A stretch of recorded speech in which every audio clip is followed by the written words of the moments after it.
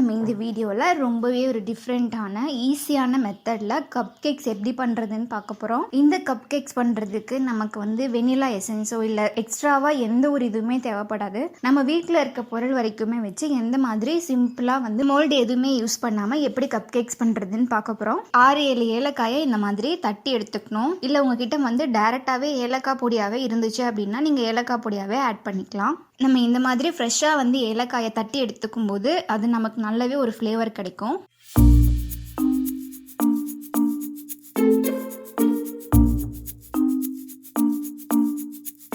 So பாருங்கள், இந்த மாதிரி தட்டி எடுத்துக்கணும்.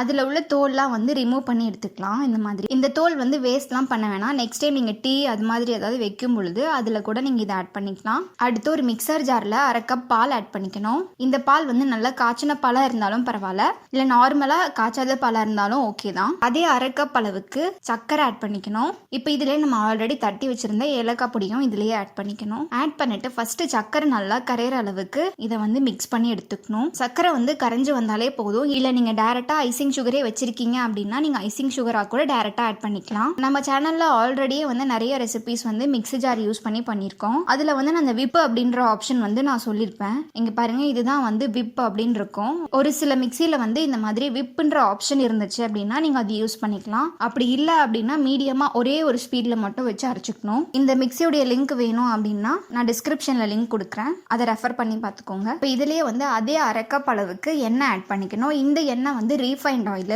ஸோ இதையுமே அந்த விப் அப்படின்ற ஆப்ஷன் யூஸ் பண்ணியோ இல்லை வந்து ஒரு ஸ்பீட் யூஸ் பண்ணியோ இது வந்து நல்லா அரைச்சி எடுத்துக்கணும். இதை நல்லா அரைச்சிட்ட பிறகு இதுலேயே வந்து ஒரே ஒரு முட்டை ஆட் பண்ணிக்கணும். நீங்கள் முட்டை சாப்பிட மாட்டீங்க அப்படின்னா இதுலேயே வந்து 1/4 கப் அளவுக்கு தயிர் கூட ஆட் பண்ணிக்கலாம். அப்படி இல்லைன்னா 1/4 கப் கண்டென்ஸ்டு மில்க் இருந்தால் கூட நீங்கள் கண்டென்ஸ்டு மில்காவே டேரெக்டாக ஆட் பண்ணிக்கோங்க. இப்போ இதை நல்லா அரைச்சி எடுத்துட்ட பிறகு இதை வந்து ஒரு பவுலுக்கு மாற்றிக்கணும். இப்போ நமக்கு லிக்விட் இன்க்ரீடியன்ட் ரெடி ஆயிடுச்சு. அடுத்து நம்ம ட்ரை இன்க்ரீடியன்ட் வந்து ஆட் பண்ண போகிறோம். ஒரு சலடை வச்சுட்டு அதுலேயே வந்து 1 கப் மைதா மாவு ஆட் பண்ணிக்கணும். அதுலேயே 1 teaspoon baking powder, 1/2 teaspoon baking soda, இது மூணுத்தையும் நல்லா சலிச்சு எடுத்துக்கணும். பாருங்க, இந்த மாதிரி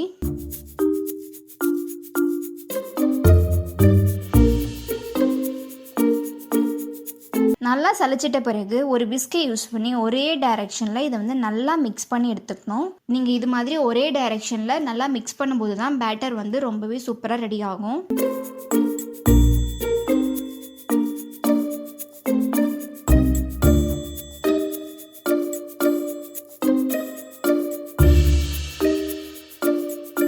அடுத்து நம்ம சேனலில் ஆல்ரெடி எப்படி கப் கேக்ஸ் பண்ணணும்னு சொல்லி நான் இன்ஸ்ட்ரக்ஷன்ஸ் வந்து கொடுத்துருக்கேன் டீட்டெயில்டாக. நான் மறுபடியும் ஒரு முறை சொல்கிறேன். கப் கேக்ஸ்க்கு வந்து மோல்டு இல்லாமல் நீங்கள் பண்ணுறதா இருந்துச்சுன்னா இந்த மாதிரி சின்ன சின்ன டீ கப்ஸ் வந்து யூஸ் பண்ணிக்கலாம். இல்லை இந்த மாதிரி டீ கப்ஸ் இல்லாட்டியும் பரவாயில்ல, நார்மலாக வீட்டில் இருக்க கிளாஸ் கூட யூஸ் பண்ணிக்கலாம். இப்போ நான் வந்து இந்த மாதிரி சின்ன சின்ன டீ கப்ஸ் வந்து யூஸ் பண்ணிக்க போகிறேன். அதுலேயே பார்த்தீங்கன்னா நான் ஆல்ரெடி வாங்கி வச்சுருந்த கப் கேக் லைனர் வந்து வச்சு விட்டுறேன். இந்த கப் கேக்ஸ்னுடைய லைனர் வேணும் அப்படின்னா இதோடைய லிங்க்கை வந்து நான் டிஸ்கிரிப்ஷனில் கொடுக்குறேன், நீங்கள் பார்த்து ரெஃபர் பண்ணிக்கோங்க.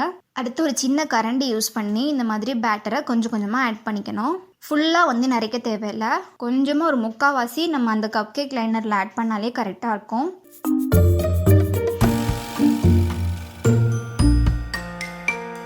இதில் ஒரு நல்ல ஒரு டெக்கரேஷனுக்காக நான் வந்து சாக்கோ சிப்ஸ் வந்து மேலே ஆட் பண்ணிக்கிறேன். இது வந்து நம்ம வீட்டிலேயே பண்ண சாக்கோ சிப்ஸ் தான். இந்த சாக்கோ சிப்ஸ் ரெசிபி வேணும் அப்படின்னாலும் நம்ம சேனலில் ஆல்ரெடியே நான் அப்லோட் பண்ணியிருக்கேன். இந்த வீடியோவை புதுசாக பார்க்குறீங்க அப்படின்னா நீங்கள் அந்த வீடியோ கூட ரெஃபர் பண்ணி பார்த்துக்கலாம்.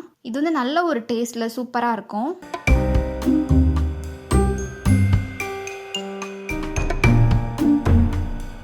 இந்த மாதிரி ஆட் பண்ணின பிறகு நம்ம ஒரு கடாயில் 1 லேயர் உப்பு ஆட் பண்ணிக்கணும். உப்பு வந்து என்றைக்குமே வேஸ்ட் ஆகாது. திருப்பி திருப்பி நம்ம இதையே தான் யூஸ் பண்ணிக்க போகிறோம். ஸோ இந்த மாதிரி நல்லா 1 லேயருக்கு நல்லா உப்பு, இது வந்து நார்மலான உப்பு தான், அந்த உப்பை ஆட் பண்ணிவிட்டு அதுக்கு மேலேயே ஒரு தட்டு வச்சு விட்டுறணும். இப்போ அதுக்கு மேலேயே வந்து நம்ம ஆல்ரெடி ரெடி பண்ணி வச்சுருந்த கப் கேக்ஸை மேலே வச்சுட்டு மூடி போட்டு க்ளோஸ் பண்ணி இது கிட்டத்தட்ட ஒரு 20 நிமிஷம் நல்லா அடுப்பில் குக் பண்ணி எடுத்துக்கணும்.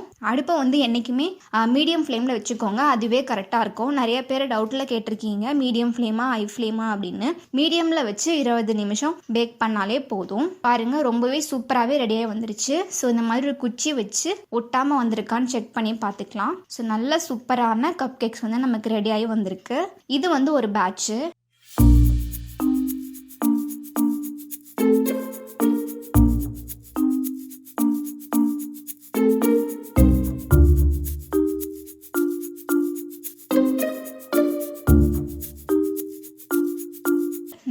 பேட்சும் செஞ்சு காட்டுறேன் பாருங்கள்.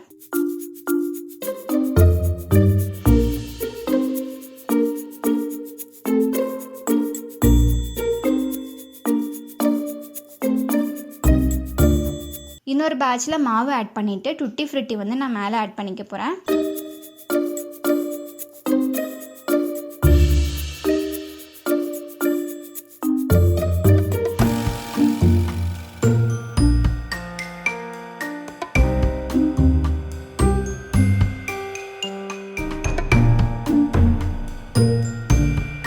ஸோ இதையும் நல்லா சூப்பராக அதே மெத்தடில் குக் பண்ணி எடுத்துட்டோம் அப்படின்னா நம்ம கப் கேக்ஸ் வந்து டுட்டி ஃப்ரூட்டி யூஸ் பண்ணது ரெடி ஆகிடுச்சு.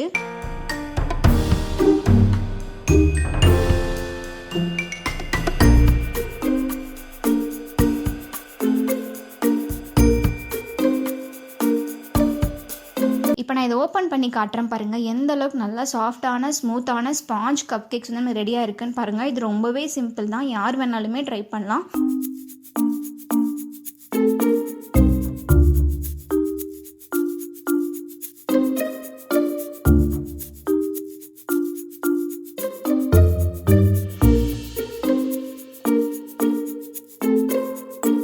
குட்டீஸ் நீங்கள் கூட இந்த ரெசிபியை வந்து ட்ரை பண்ணி பார்க்கலாம். இதை நீங்கள் ட்ரை பண்ணி பார்த்தீங்க அப்படின்னா எப்படி வந்துச்சுன்னு சொல்லி எனக்கு கமெண்ட்டில் சொல்லுங்கள். இந்த வீடியோ உங்களுக்கு யூஸ்ஃபுல்லாக இருக்கும் அப்படின்னு நினைக்கிறேன். Thank you so much.